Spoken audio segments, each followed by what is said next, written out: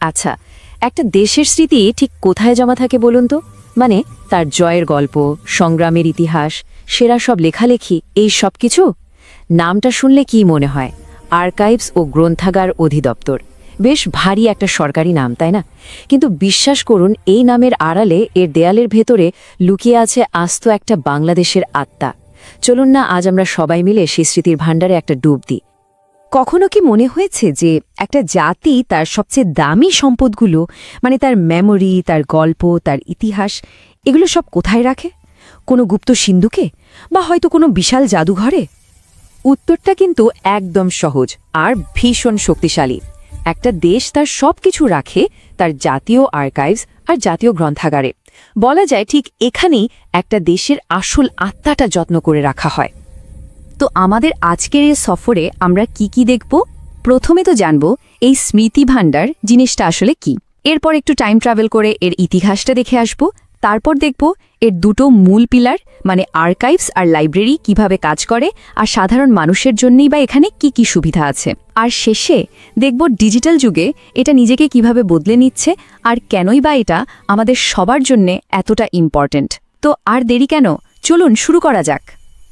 ওকে, তো প্রথমেই আসা যাক একদম কোরে। এই যে আমরা বলছি জাতির স্মৃতি ভাণ্ডার, এর মানেটা আসলে কি? চলুন ব্যাপারটাকে একটু সহজ করে বুঝি। খুব সহজ করে বললে এই প্রতিষ্ঠানটার আসলে দুটো প্রধান কাজ।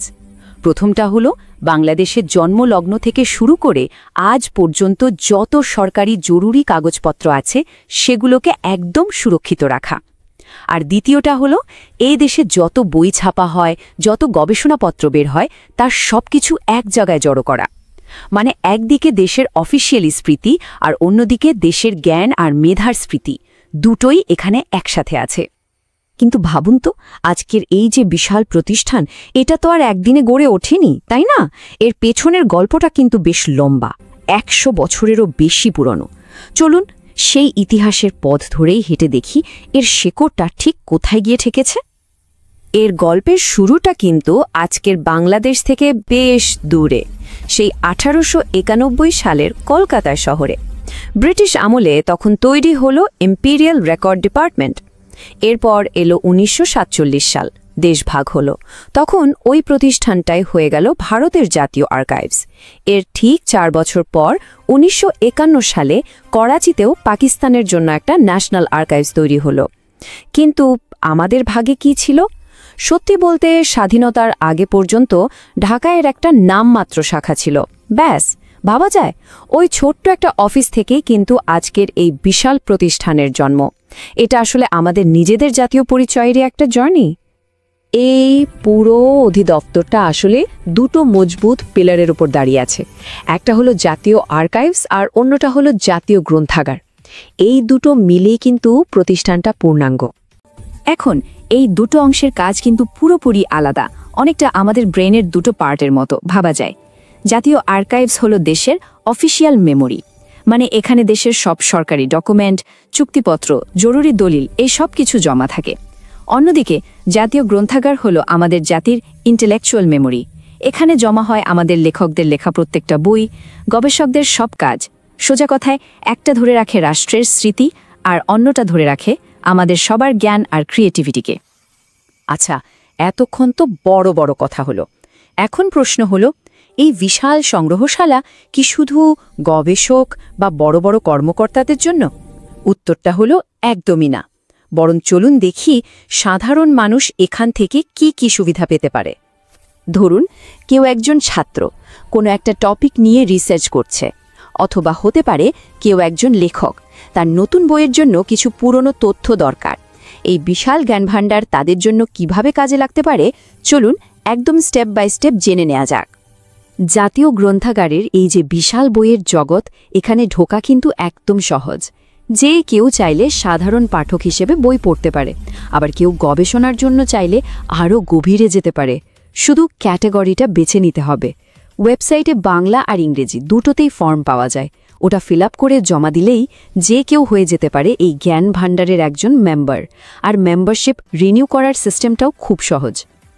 আর কেউ যদি লেখক বা প্রকাশক হন, তাহলে তো কথাই নেই, এই প্রতিষ্ঠানটা তাদের জন্য আরও বেশি দরকারি।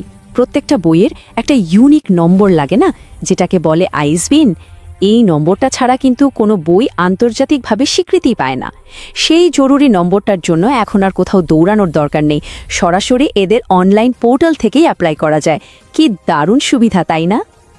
তবে এই যে কাগজের এত বড় একটা জগৎ, এর বাইরেও কিন্তু এর আরেকটা জগৎ তৈরি হচ্ছে, আর সেটা হলো ডিজিটাল জগৎ। চলুন তো দেখি এই ডিজিটাল যুগে আমাদের এই স্মৃতিভাণ্ডার নিজেকে কিভাবে আপ টু ডেট করছে। একদম ঠিক, এই ডিজিটাল শেলফসগুলো এখন সবার জন্য খোলা। হাজার হাজার বই আর জরুরি ডকুমেন্ট এখন মাত্র এক ক্লিকের দূরত্বে। কি কি পাওয়া যাচ্ছে ডিজিটাল জগতে? পুরনো দলিলের জন্য আছে আর্কাইভ শেলফ, বইয়ের জন্য আছে বুক শেলফ। মানে এখন ঘরে বসেই দরকারি সব তথ্য খুঁজে বের করা সম্ভব। শুধু তাই না, লেখকদের জন্য অনলাইন ISBN অ্যাপ্লিকেশন থেকে শুরু করে সরকারি সেবা প্ল্যাটফর্ম মাইগভের সাথে ইন্টিগ্রেশন, সব কিছুই করা হয়েছে একটা কারণে, যাতে এই জ্ঞানের ভাণ্ডারটা সত্যি সত্যি সবার হাতের মুঠোয় চলে আসে। তো আমরা আমাদের এই সফরের একদম শেষ পর্যায়ে চলে এসেছি। এতক্ষণ ধরে আমরা যা যা জানলাম, তারপর একটা প্রশ্ন তো আসতেই পারে, আখির এই প্রতিষ্ঠানটি আমাদের জন্য কেন এতটা জরুরি? আমার মনে হয় এই একটা লাইনই এর পুরো উদ্দেশ্যটা পরিষ্কার করে দেয়। আজকের রেকর্ডগুলো সংরক্ষণ করা আগামী দিনের ঐতিহ্যের জন্য। এর চেয়ে সহজ আর সুন্দর করে এর গুরুত্বটা হয়তো আর বোঝানো যাবে না। তার মানে এটা আসলে শুধু কিছু কাগজপত্রের ঠাসা একটা বিল্ডিং না, এটা তার চেয়ে অনেক বেশি কিছু। এটা আমাদের জাতীয় পরিচয়ের ভিত্তি, আমাদের জ্ঞানের একটা বিশাল রিসোর্স, আর সবচেয়ে বড় কথা, এটা ভবিষ্যৎ প্রজন্মের সাথে আমাদের বর্তমানের একটা ব্রিজ বা সেতু। যাবার আগে চলুন সবাই মিলে একটা প্রশ্ন ভাবি। এই প্রতিষ্ঠানটা যেমন আমাদের আগের প্রজন্মের স্মৃতিগুলোকে আমাদের জন্য ধরে রেখেছে, ঠিক তেমনি আমরা আমাদের পরের প্রজন্মের জন্য কি রেখে যাচ্ছি? প্রশ্নটা কিন্তু ভাবার মতো, তাই না?